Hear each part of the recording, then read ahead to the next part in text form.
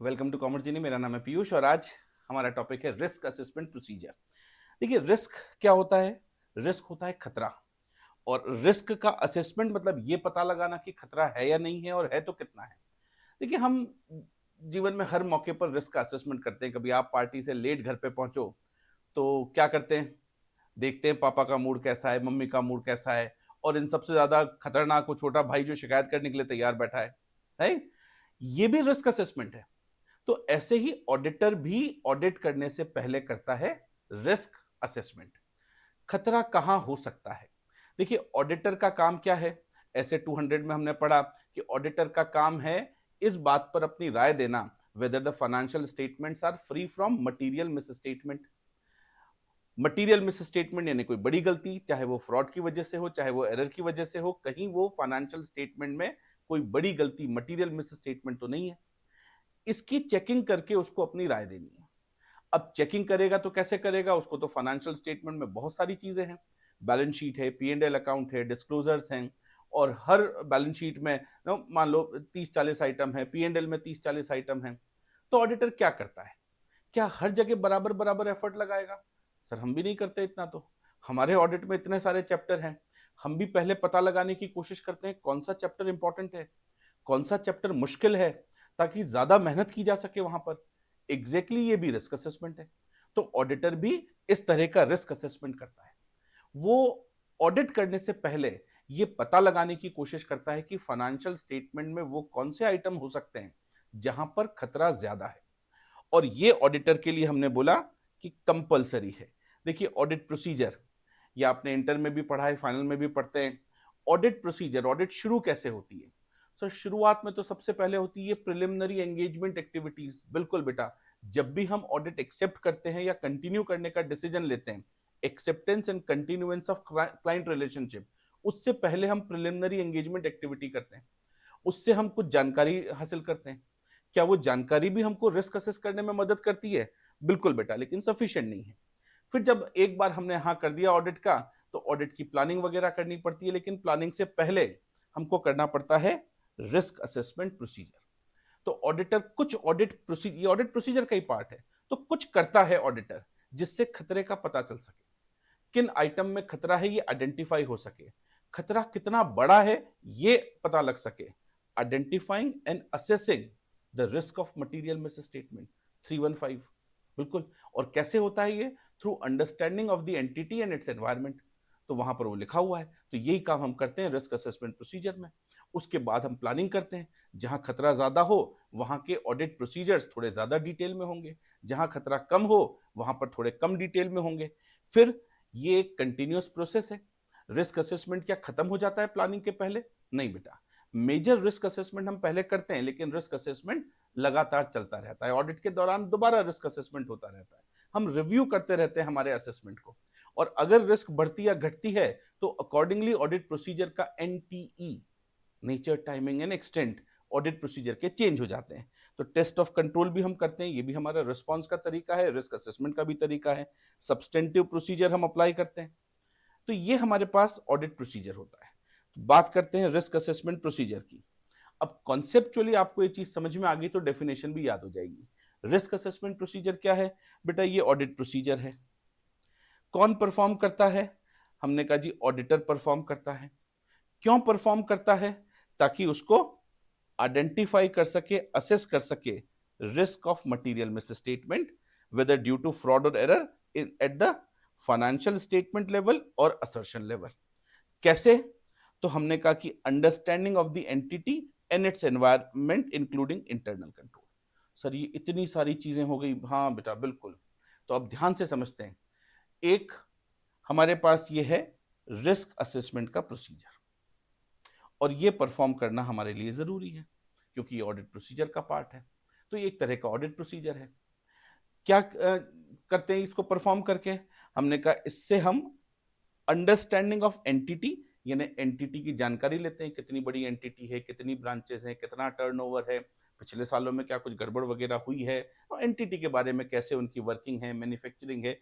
और ये सारा काम जरूरी नहीं है क्लाइंट की साइट पर जाकर हो, ये हमारे पास प्लानिंग स्टेज में हो सकता है, जितनी जानकारी हमको वहां पर मिल जाए नहीं, उसके बाद जब क्लाइंट के ऑफिस में जाएंगे तब और जानकारी हासिल करेंगे। It's a continuous process. इससे क्या होगा, इंटरनल कंट्रोल भी हम लोग जान लेते हैं, तो ये तीसरा पार्ट। उससे क्या होगा सर? सर उससे हम आइडेंटिफाई कर पाएंगे, असेस कर पाएंगे। आइडेंटिफाई करने का मतलब कि भाई क्या खतरा है, कौन से आइटम में खतरा है, बिल्डिंग की वैल्यूएशन में खतरा है या नहीं है, स्टॉक के वैल्यूएशन में खतरा है या नहीं है, आइडेंटिफाई करना। और खतरा कितना बड़ा है यानी असेस करना। तो आइडेंटिफाई और असेस करेंगे क्या चीज? Risk of material miss statement. अब ये चाहे फ्रॉड की वजह से हो चाहे एरर की वजह से हो, देखिए खतरा हर जगह आप असेस करते हैं। जब आप 240 पढ़ेंगे, ऐसे 240 फ्रॉड के रेफरेंस में, वहां पर भी यही लिखा है, identify and assess risk of material misstatement due to fraud, क्योंकि वहां फ्रॉड की बात की है। आप 250 पढ़ेंगे, लॉज एंड रेगुलेशंस, तो उसमें भी यही लिखा हुआ है कि भाई लॉ कहीं वायलेट हो रहे हो, कहीं नॉन कंप्लायंस हो, तो उसका खतरे का पता लगाएं। आप जब 402 पढ़ेंगे, ऐसे 402, तो सर्विस ऑर्गेनाइजेशन के थ्रू हम ऑडिट करते हैं, वहां पर भी यही बात आती है कि भाई खतरे का पता लगाओ, आइडेंटिफाई एंड असेस, और उसका रिस्पॉन्स दो। तो हमारे यहाँ पर भी हम खतरे का पता लगा रहे हैं। अब खतरा दो लेवल पर होता है, फाइनेंशियल स्टेटमेंट लेवल पर और असर्शन लेवल पर। फाइनेंशियल स्टेटमेंट लेवल पर होने वाला खतरा मतलब ऐसा खतरा जिसकी वजह से पूरे फाइनेंशियल स्टेटमेंट डिस्टॉर्ट हो जाते हो, पूरे फाइनेंशियल स्टेटमेंट पर उसका असर पड़ता हो, ओवरऑल फाइनेंशियल स्टेटमेंट खराब हो जाते हो। सर ऐसा क्या खतरा हो सकता है? बेटा हो सकता है खतरा ये हो कि इन्होंने अकाउंटिंग पॉलिसीज गलत अप्लाई कर दी हो, अक्रूवल सिस्टम पर अकाउंटिंग ना की हो। अब अगर अक्रूवल सिस्टम पर अकाउंटिंग नहीं की है तो इससे तो प्रॉफिट गलत हो जाएगा, एक्सपेंसेस के आइटम गलत हो जाएंगे, हो सकता है कोई असेट और लाइबिलिटी के आइटम गलत हो जाए, तो इसका असर तो पूरे फाइनेंशियल स्टेटमेंट लेवल पर पड़ेगा। तो अक्रूवल सिस्टम पर अकाउंटिंग ना होने का अगर कोई खतरा है तो वो खतरा ओवरऑल फाइनेंशियल स्टेटमेंट लेवल का खतरा कहलाता है। ये मेनली अकाउंटिंग पॉलिसी से रिलेटेड होता है, जिससे पूरे अकाउंटिंग प्रोसीजर्स, पूरे फाइनेंशियल स्टेटमेंट्स डिस्टॉर्ट हो सकते हैं, खराब हो सकते हैं। सर असर्शन लेवल, बेटा असर्शंस का हमारे पास एक अलग वीडियो है, उसमें आप देखिएगा असर्शंस क्या होते हैं।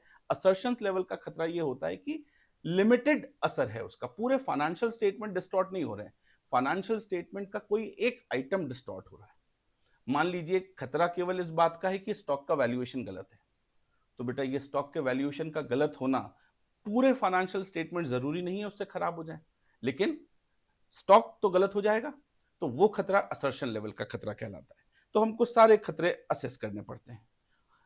ऑडिटर के लिए क्या रिक्वायर्ड है? हमने कहा जी बड़ी सिंपल सी बात है, परफॉर्म करे क्या? Risk assessment procedures. परफॉर्म करते वक्त ऑडिटर ये ना सोचे कि भाई क्या रिस्क असेसमेंट प्रोसीजर कंप्लीट करने से ऑडिट कंप्लीट हो जाएगी, हम ओपिनियन दे पाएंगे। हमने कहा नहीं, रिस्क असेसमेंट प्रोसीजर अपने आप में सफिशिएंट नहीं है ओपिनियन फ्रेम करने के लिए, इनसे हमें सफिशिएंट अप्रोप्रिएट ऑडिट एविडेंस नहीं मिलते हैं। तो इसके साथ साथ आपको फर्दर ऑडिट प्रोसीजर भी परफॉर्म करने ही पड़ेंगे। और इससे हमको पता क्या चलता है?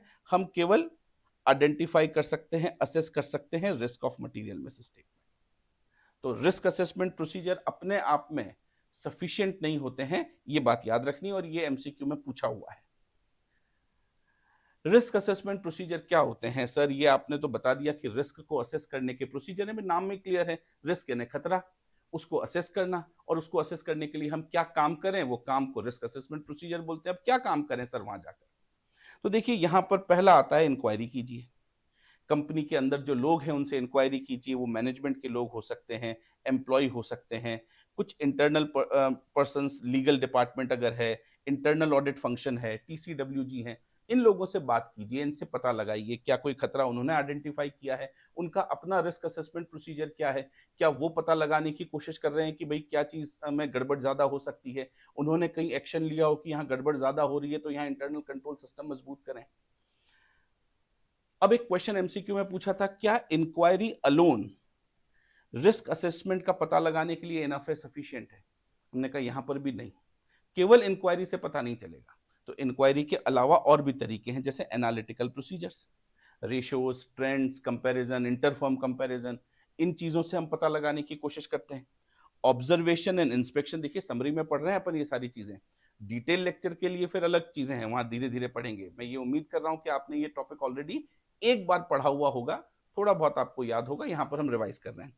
ऑब्जर्वेशन एंड इंस्पेक्शन, हम रिकॉर्ड्स चेक करें पुराने, no, internal audit report check करें, कोई इंटरनल चीजें रिपोर्ट्स बनी हो, मैनेजमेंट रिपोर्ट बनी हो, उसको चेक करें।